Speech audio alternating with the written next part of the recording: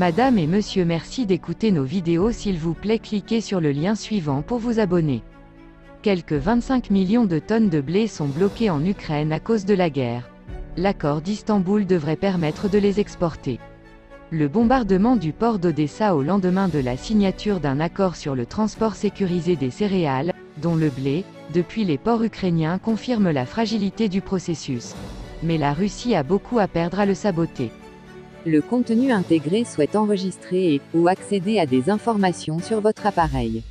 Vous n'avez pas donné l'autorisation de le faire.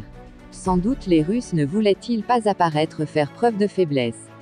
Au lendemain de la signature, à Istanbul, d'un accord sur l'exportation des céréales ukrainiennes par les ports de la mer Noire, un bombardement sur le port d'Odessa a rappelé, le 23 juillet, qu'un arrangement ponctuel avec les Ukrainiens augurait en rien de concession sur la poursuite des objectifs de guerre de la Russie.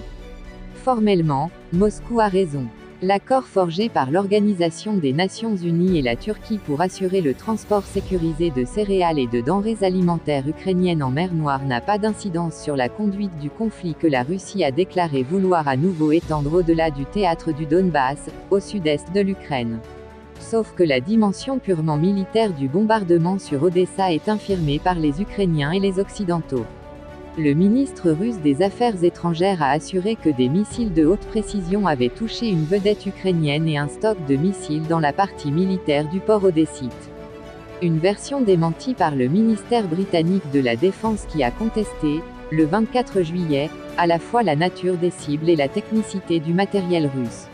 Les processus de ciblage de la Russie sont très probablement régulièrement minés par des renseignements obsolètes, une mauvaise planification et une approche descendante des opérations, a développé le département de la Défense à Londres.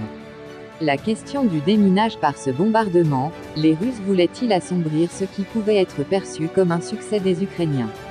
Au cours des négociations sur la libération de leur blé, ces derniers avaient exprimé leur crainte que leurs adversaires ne profitent de la situation créée, notamment, par le déminage des accès au port d'Odessa pour mener une offensive militaire. On ne connaît pas les modalités techniques d'application de l'accord d'Istanbul. Mais il apparaît que le déminage consenti par les Ukrainiens serait à minima. Des pilotes ukrainiens ouvriront la voie aux cargos dans les eaux territoriales, et la Turquie s'est dit prête à apporter son concours à un déminage en cas de nécessité.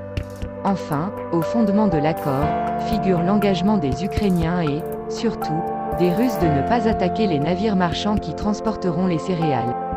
Moscou a obtenu, de son côté, un assouplissement des sanctions occidentales sur ses propres exportations de produits agricoles et d'engrais. L'aggravation de la situation alimentaire de certains pays imposait de trouver une solution négociée malgré le prolongement du conflit.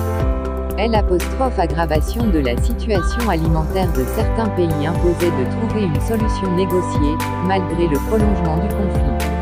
Plus sensible à la projection de son soft power au service de ses ambitions stratégiques, la Russie avait plus à perdre que l'Ukraine dans la persistance d'un blocage. Le chef de sa diplomatie s'est d'ailleurs empressé de rencontrer ses partenaires africains, en Égypte, au Congo-Brazzaville, en Ouganda et en Éthiopie, une fois l'accord conclu. En période de conflit particulièrement, tout fait farine au moulin du pouvoir d'influence. Merci de m'avoir écouté. S'il vous plaît, abonnez-vous pour la suite de nos vidéos.